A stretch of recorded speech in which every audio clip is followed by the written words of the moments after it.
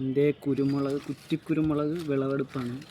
എനിക്കിപ്പോൾ ഒരുപാട് 3 ചുവടുണ്ട് ഓൾറെഡി. ഇപ്പോൾ ഇതിൻ്റെ അകത്ത് തന്നെ ഒരുപാട് ഉണ്ടായിട്ടുണ്ട്. ഞാൻ നോക്കിയാൽ എന്താ നിറച്ചുണ്ടായിട്ടുണ്ട്. കുറച്ച് ഞാൻ ഇപ്പം പറിച്ചതേ ഉള്ളൂ.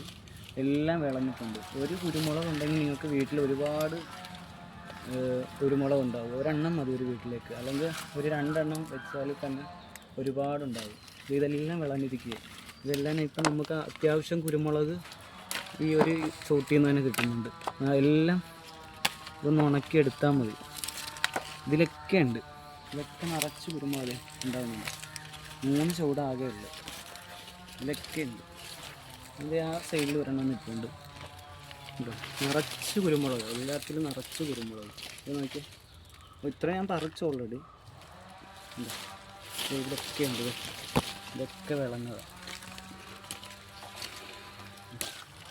ഇതെല്ലാം വിളഞ്ഞിട്ടുണ്ട്. ഇതെല്ലാം നമുക്കിപ്പോൾ ഉണക്കിയെടുക്കും.